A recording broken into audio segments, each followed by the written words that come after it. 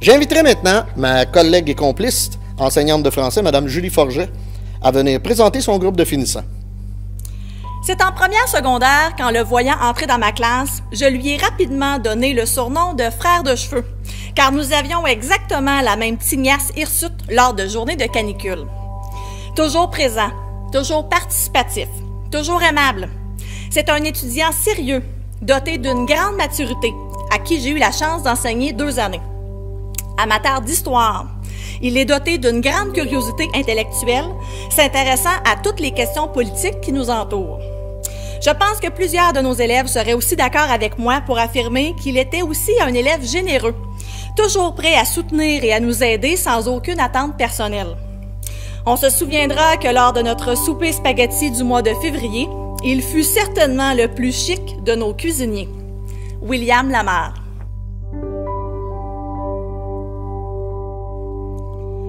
C'est la définition même de la grande délicatesse, dans le verbe comme dans la parole. Travailleuse acharnée, qui n'a jamais reculé devant l'effort pour terminer le travail demandé, et ce, peu importe les circonstances. Inutile de répéter 2 fois les consignes pour cette étudiante. La première était suffisante pour que cette jeune dame se mette au travail. D'ailleurs, malgré les difficultés de l'école à distance, elle fut une des rares étudiantes à remettre tous les travaux demandés. Outre dans nos cours, c'est aussi dans le sport que cette rigueur et cette discipline prenaient forme, lorsqu'elle s'élançait pour la course à pied. Dans l'expression populaire, on pourrait même qualifier ce petit bout de femme filiforme de machine de guerre de course. En parlant de course, je lui présente encore toutes mes excuses. J'aurais dû tenir mes distances et éviter de l'utiliser comme lapin indicateur pour tenir ma cadence. Un jour, on trouvera bien le moyen de courir ensemble. Éliane Bernard. Cet élève et moi partageons une passion pour un sport d'endurance, la course à pied. La course, c'est aussi une autre façon pour le décrire. Courir, c'est se dépasser soi-même. C'est battre son record pour des raisons personnelles. Et c'est souffrir pour atteindre son but. Cet élève, malgré ses difficultés académiques, a continué son chemin pour réussir son cheminement. Avec ses 5 médailles au cou cette année, il peut se targuer d'être le seul élève de notre école ayant réussi l'exploit de se mériter une médaille d'or pour chacune de ses participations à la course-école. Permettez-moi cependant un petit bémol. Il faut avouer que parfois, le lièvre de la course se montrait un peu plus tortu pour se rendre à nos cours. Que voulez-vous? Il faut bien reprendre son souffle après de si belles performances. Maxime Miron-Grenier.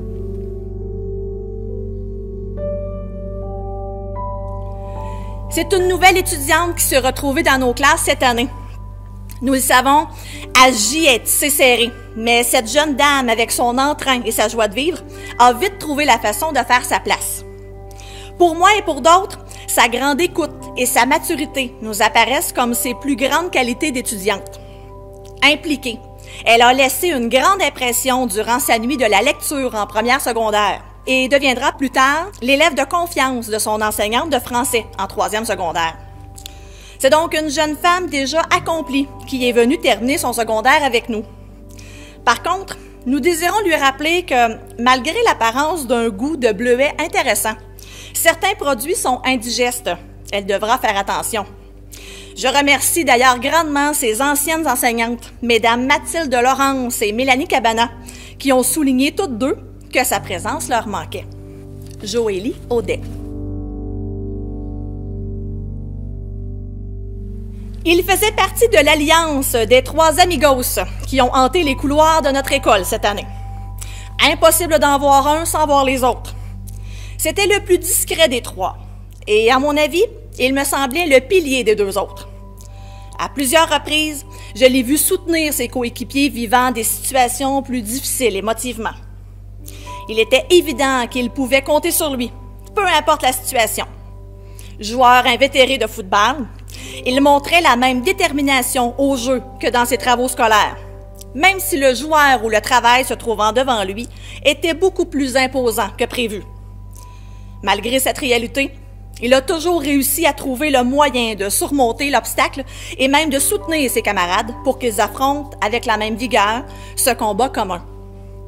Quand il terminera sa formation, nul doute à mon esprit que l'entreprise qui l'embauchera fera toute une acquisition. Sébastien Sicard-Gagnon. Gentiment surnommé le cousin, il n'a certainement pas l'allure, la désinvolture et le sens du retard de son illustre cousin. C'est certainement l'étudiant qui aura trouvé le côté loufoque de toutes les situations vécues cette année dans nos classes en riant de bon cœur. Organisé et travailleur, le cousin est aussi doté d'une puissante connaissance en informatique.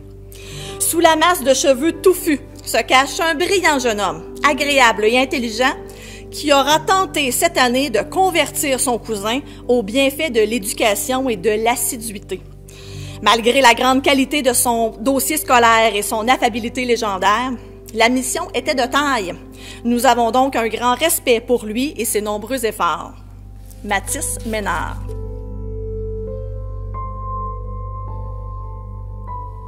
Les deux font la paire prend exactement le sens de la définition de cette étudiante. Fraîchement arrivée cette année, elle a tout de suite trouvé le moyen de s'impliquer dans la cohorte.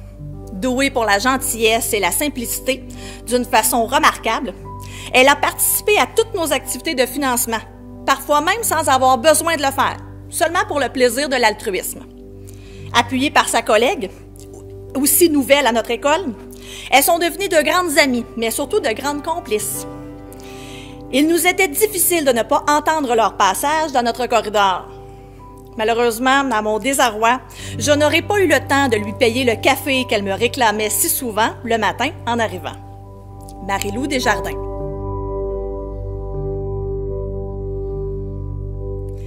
Quand il rit, on se doute un peu que nous sommes souvent l'objet de son sourire en coin.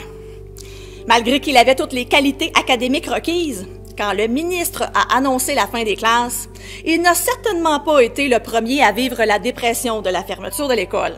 Par contre, l'option ski planche aura été son ultime planche de salut.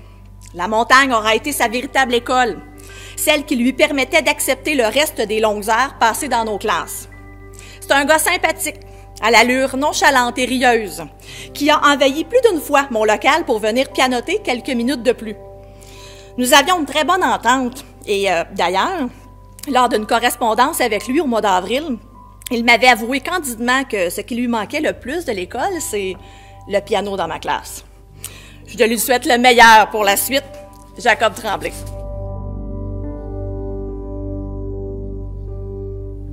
C'est la plus grande insécure de notre cohorte qui passait de nombreuses heures à travailler ses cours sans relâche. J'ai eu la chance de côtoyer cette jeune femme en première et en 5e secondaire.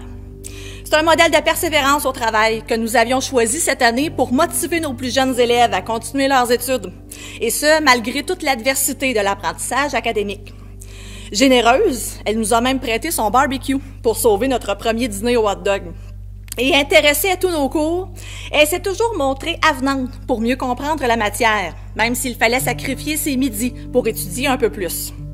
Fait à souligner, en marchant, en scooter ou en auto, elle a toujours trouvé le moyen d'être présente assidûment à tous nos cours. C'est une battante, mature et appréciée par tous les élèves de la cohorte. Mégane Duquette.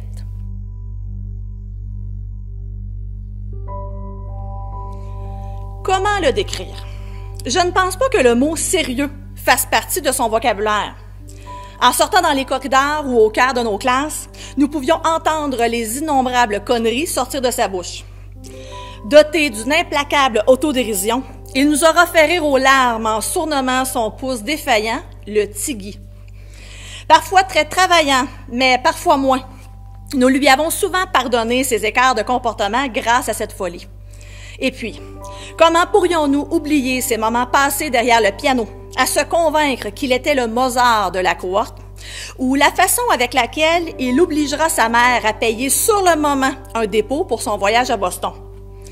Il aura été un moteur de bonne humeur dans la cohorte 2019-2020, et nous savons que le bureau d'architecte qui l'embauchera aura beaucoup de plaisir avec lui. Émeric Robitaille-Beauchamp.